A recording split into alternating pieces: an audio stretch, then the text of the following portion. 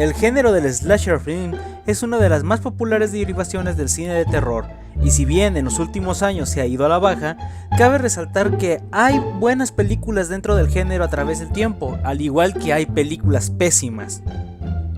De este género sobresalen los tres exponentes más grandes del cine de terror contemporáneo, Freddy, Jason y Michael Myers, lo que vendrían siendo el Drácula, Frankenstein y Hombre Lobo de la generación de los 70s, 80s, 90s.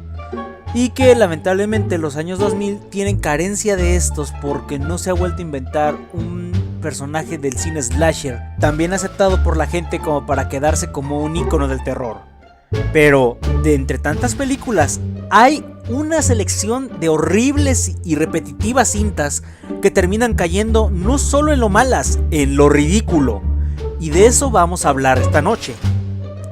Así que, sin más preámbulos, vamos a entrar a este conteo que son 8 películas slasher que debes evitar. Número 8. Creo que es imposible de que nadie note el nombre de Freddy Krueger en la lista. Y si bien es obvio que Pesadilla en la calle del infierno tiene una saga extensa y tiene aciertos como fallos, esta está compuesta por un 68% fallo. Conocida por muchos como la película de terror con el spoiler más grande en su subtítulo, llega Pesadilla en la calle del infierno 6, la muerte de Freddy. ¿De qué trata esta cinta? Freddy ha acabado con toda la población infantil de Springwood, pero ahora usará al último joven superviviente para traer a nuevas víctimas a este macabro pueblo, o quizás escapar fuera de él. Con esa simple premisa nos metemos en un viaje en el cual simplemente se les acabaron las ideas para mostrar cómo mataba Freddy a las personas, llegando con un inicio, una presentación muy hipócrita y burlona, donde vemos a un Freddy montado en una escoba de bruja con todo y su sombrero puntiagudo, haciendo una referencia al Mago de Oz, pasando por un asesinato dentro de un videojuego de la forma más ridícula posible, hasta culminar con la escena en la que todo mundo dice: no putas mames. Los gusanos de los sueños, de las pesadillas para ser exactos, que le dicen a Freddy: nosotros te damos la opción, déjanos entrar en ti cuando te estés quemando y serás inmortal. Esa fue la explicación más tonta que pudieron haber dado después de que dieron buenas explicaciones en las otras cintas. Simplemente esta fue la que dio el golpe final a una franquicia que había sido aceptable por mucho tiempo y que se había mantenido por 5 secuelas. Y aunque bien llegó la nueva Pesadilla después de esta cinta y que dio un aire fresco a la saga, realmente Pesadilla en la calle del infierno 6 es uno de esos clásicos errores slasher que nunca debieron haber existido, o que si iban a existir al menos hubieran sido mejor planeados. Número 7. Siempre sabré lo que hicieron el verano pasado.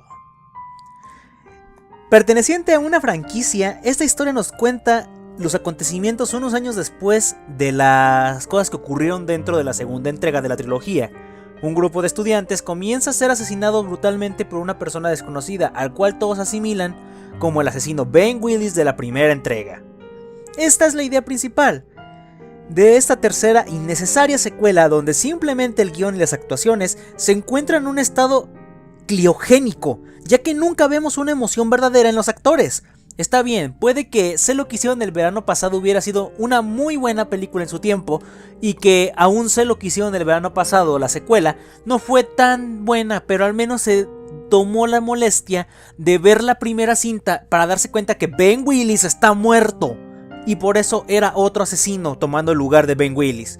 Pero en esta, comenzando con la historia que avanza tan rápido como una tortuga, en verdad no se toma el tiempo para hacer unas cosas, pero sí para presentarnos muchas escenas basura, en las cuales vemos diálogos infantiles y que ni siquiera tienen redundancia con lo que está pasando.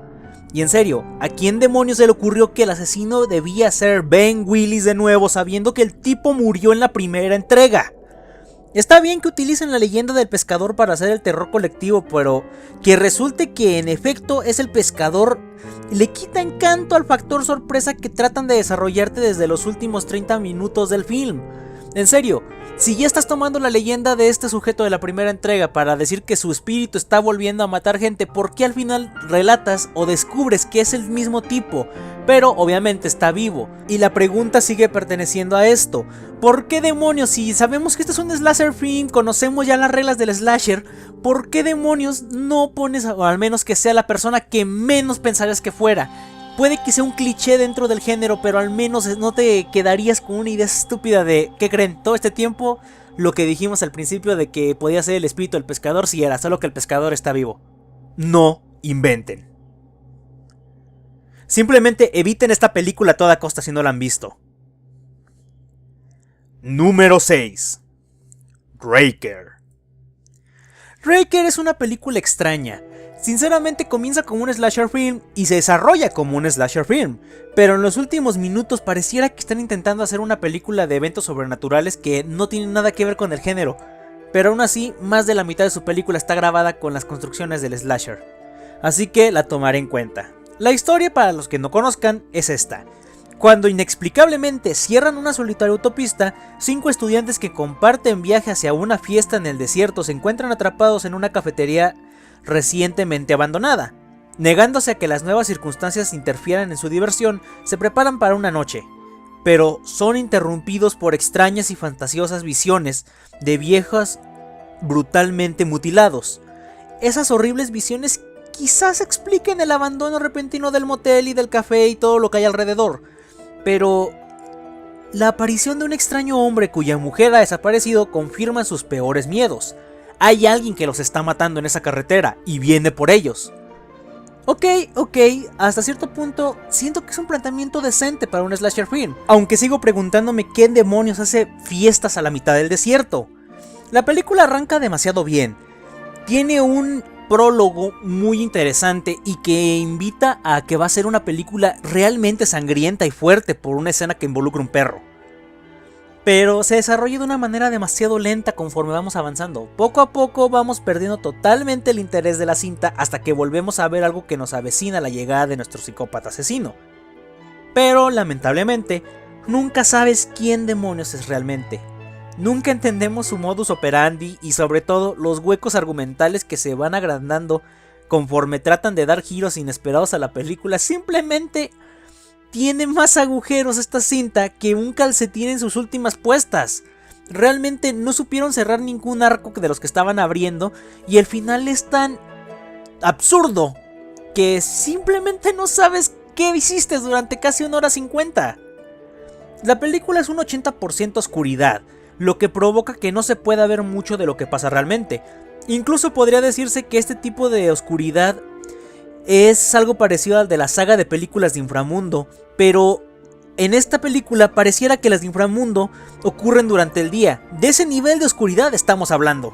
Personalmente no cumple con la promesa de los asesinatos interesantes, personajes mediocres, un asesino sin exploración y un final absurdo que busca que olvidemos la casi 1 hora 50 de basura que nos han lanzado en la cinta.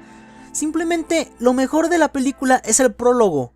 No vale ver más allá de los primeros 10 minutos de la película. Y en serio, créanme, si no han visto Raker, aléjense de esta y de su secuela. Les haré un bien evitándola. Número 5. Dry Throat o Fast Food Killer. Dirigida por Brendan Coles y Shane Cohn, este insulto a la inteligencia humana nos relata la historia de Mackenzie y un grupo de estudiantes que tras una fiesta de tinte emo, investigan la supuesta historia de asesinatos que han ocurrido a casa de Horny, el payaso mascota de una cadena de comida rápida local. Tras una intrusión al local, un payaso de pesadilla comenzará a destripar a medio pueblo con un hacha sin que nadie sepa sus verdaderas intenciones. Hasta cierto punto podemos pensar que es una buena idea, ¿no? Los payasos siempre han sido símbolo de terror en el cine. Existen desde payasos asesinos del espacio exterior y llegando a Pennywise el payaso de eso. Pero la pregunta del $1.000.000 aquí es: ¿por qué querían a 2 malditos directores para dirigir este esperpento del cine slasher? La cinta sigue las pautas del cine slasher, con el psicópata en turno, pero esta vez en versión Ronald McDonald con sobredosis de Big Mac y cumple con unos de los tópicos por los que conocemos el género bastante bien. Las típicas escenas de que el sexo debe ser castigado, los brutales asesinatos donde salen las venas y demás. Pero a pesar de que se identifica como una de estas películas y en verdad podrían ser viscerales las muertes, la cinta desperdicia lo que tiene. Las actuaciones son amateurs y de verdad da lástima ver al elenco de esta película intentando desesperadamente ser convincentes en sus roles, ya que lo único que consiguen es sepultar sus pretensiones de ser actores que alguna vez trabajen en un verdadero proyecto interesante y de valor. Drive-Thru es una película que tenía una idea más o menos plausible para que funcionara, pero lamentablemente usaron todo su presupuesto en escenas estúpidas. Se siente tan mal grabada que parece más un proyecto final para una escuela de cinematografía que una película que fue presupuestada por una distribuidora y que realmente se le invirtió millones para hacerla. Realmente un pecado del cine slasher. Número 4. Masacre en Texas, la nueva generación. Si bien todos conocemos la historia de Leatherface y de cómo Masacre en Texas fue una de las películas que trajeron al cine slasher a un nuevo nivel y que incluso se puede llegar a considerar en momentos gore la primera cinta. Y era obvio que iban a sacar secuelas. Y obviamente todos sabemos que conforme fue avanzando la cinta se fueron deteriorando esta idea de Leatherface conforme iban sacando secuela tras secuela tras secuela. Pero aún así las secuelas eran digeribles. No eran como la primera, pero al menos podías disfrutarlas.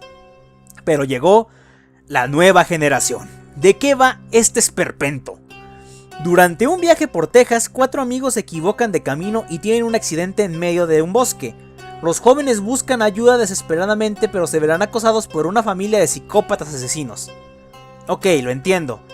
La pregunta es, ¿por qué en un bosque? Todos conocemos a la familia de Leatherface. No vivían en un bosque, y lo peor de todo no es eso, sino lo que le hicieron a un ícono del terror con esta cinta. Todos conocemos al típico baile de la motosierra y al hombre de la máscara de cuero, ¿ok? Sí, pero ¿qué creen? En esta película le pusieron vestido, le pusieron una máscara de cuero con lápiz labial y lo hicieron torneadito para que se viera como un travesti. Háganme el chingado favor. Convirtieron a Leatherface en un maldito travesti. Las muertes son demasiado light para lo que estaba acostumbrado la gente que había visto las películas de Masacre en Texas. Y casi no hay de estas, a lo mucho son 1 o 2. El elenco es de lo más desalentador porque eran las primeras cintas donde participaba Sigourney Weaver y Ewan McGregor. En serio, ¿cómo pudieron empezar en proyectos así? Destruyendo un clásico del cine del terror slasher. Lamentablemente, todo lo que ha pasado y todas las secuelas que salieron después con el remake de Michael Bay no son nada comparados con lo horrible que fue la Masacre de Texas, la nueva generación. Por eso está en el puesto número 4. Número 3. Viernes 13, parte X. Bueno, muchos me conocen. Yo soy fanático del cine de Viernes 13. Me encantan las películas de Viernes 13 y me encanta el personaje de Jason Voorhees. Pero ver esta película hizo que realmente sintiera cómo tiraban a la basura a un gran personaje. Bueno, entendamos unas cosas. Sabemos que en la década de los 90 les dio a todo mundo a hacer películas donde enviaban al asesino al espacio. Existe la versión en el espacio de Hellraiser. Existe la versión en el espacio de Leprechaun. ¡Demonios! Existe Drácula 3000 que lo mandan al espacio. Bueno, ¿qué faltaba? Bueno, la historia comienza con Jason atrapado dentro de una instalación del gobierno, algo así como la CIA, en el cual están experimentando con él para ver por qué demonios no se muere. Un día, durante los experimentos, algo mal ocurre, Jason se desata y empieza a ser matadero de gente. Una trabajadora de la CIA trata de detenerlo, lo lleva a una cámara de criogenia y lo encierra exitosamente, pero no sin antes que Jason rompa la maldita cámara con su machete. Por alguna razón el machete era más afilado que una cámara de criogenia y se congele toda la habitación con ella incluida. Después de eso brincamos al año 2445, cuando un grupo de expedición viene acá para ver como una... ¿cómo decirlo? Imagínense una expedición de escuela, en la cual vienen a ver cómo era el planeta Tierra antes de que se fuera al carajo. ven a estas personas, ¿qué es lo que dicen? Vamos a llevárnosla. Incluso el de la máscara de hockey. Sí, incluso el de la máscara de hockey se ve buen tipo. Llevan al espacio a Jason. Reviven a la tipa esta con una especie de... Reviven a la muchacha esta con una especie de máquina que son unas microarañitas que reparan el tejido muerto. Y por alguna razón, después de unos segundos y durante una escena sexual que nos la brincan ante una autopsia y después a la escena del acto sexual, y tras unos gemidos, despierta Jason y empieza a hacer matadero en la nave. Así nos vamos por casi una hora hasta que un androide que por alguna razón se les ocurrió hacer una versión de... no sé... una versión adelantada de lo que iba a ser Alice de Resident Evil. Le destroza la cabeza y los brazos a Jason, lo dan por muerto, pero oh señores, alguien dejó prendida la máquina de reparación genética y las mendigas arañas se suben al cuerpo de Jason. ¿Qué es lo que pasa? No tienen suficiente moléculas para poder recuperar todo el tejido. Así que le ponen partes de metal. ¿Y qué es lo que ocurre? Jason Voorhees con esteroides, señores. Ya se imaginarán el resto de la película ahora que Jason es súper poderoso, que nada le puede hacer daño y que por alguna razón hasta la máscara se la cambiaron para que fuera metálica. Es un bodrio de película, actuaciones mediocres, un estilo de ciencia ficción que no le va al personaje. Las muertes más ridículas que he visto, por Dios. ¿Cuándo han visto que un asesino agarra a una persona, la mete a un saco y golpea a otra persona con el saco donde está metida esta tipa para matarlas a golpes? Es jodidamente ridículo. Y si bien sabemos que Jason tuvo una que otra cosa mala en su saga extensa, como lo que fue Jason va al infierno, donde literalmente el corazón de Jason hace que se lo coma otra persona y tenga un cuerpo nuevo, en esta llegaron demasiado lejos. Simplemente algo que quiero olvidar. Número 2. House de 1977. En la época de los 70, el slasher estaba tomando fuerza. Y los japoneses no quisieron quedarse atrás con esto. ¿Qué fue lo que hicieron? Intentaron mezclar el cine sobrenatural con el cine slasher. Y surgió House. Una historia que no tiene ni pies ni cabeza y que más de una ocasión te vas a preguntar ¿qué demonios estás viendo? La historia es la siguiente. Tras la muerte de su madre, Angel debe afrontar el nuevo noviazgo de su padre. Para escapar de estos problemas, viaja con unas amigas del instituto a la casa de su tía. Allí les esperará una noche alucinante con pianos irascibles, bustos que vuelan y muerden y algunas entidades que buscarán arrancarles la piel. Esa es la idea, pero escuchen tan solo la sinopsis que se encuentra: bustos que vuelan. Por el amor de Dios. Personalmente no siento por qué catalogan esta película como cine slasher, no cumple ninguna de las funciones, nunca se encuentra la típica escena del sexo que debe ser castigada, nunca se ocurren los asesinatos brutales, más que nada parece una comedia sobrenatural, porque por Dios, hay una escena donde una cabeza decapitada le muerde el trasero a una de las tipas.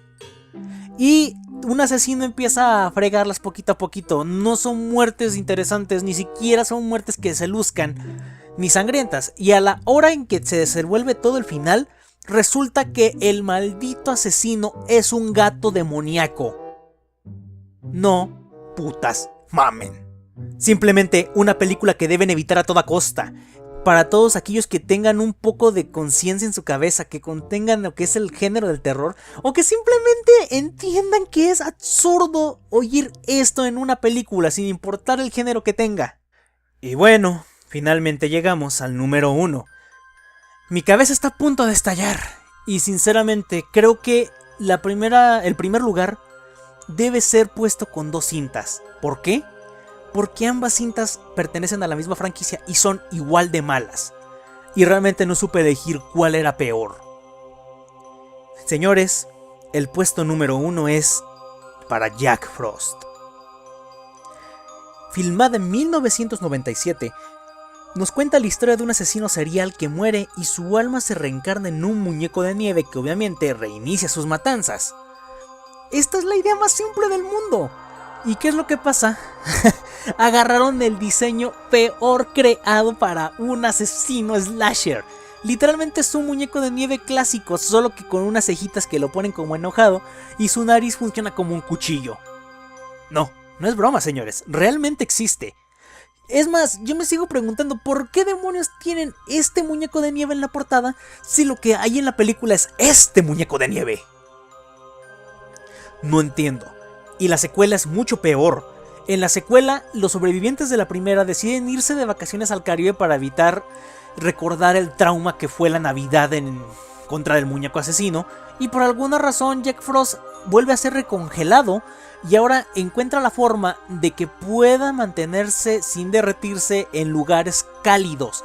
Así que viaja al Caribe con unos pequeños ayudantes que son bolitas de nieve que cobran vida y muerden a la gente para hacer una venganza contra todos los que los atacaron. ¡No tiene lógica!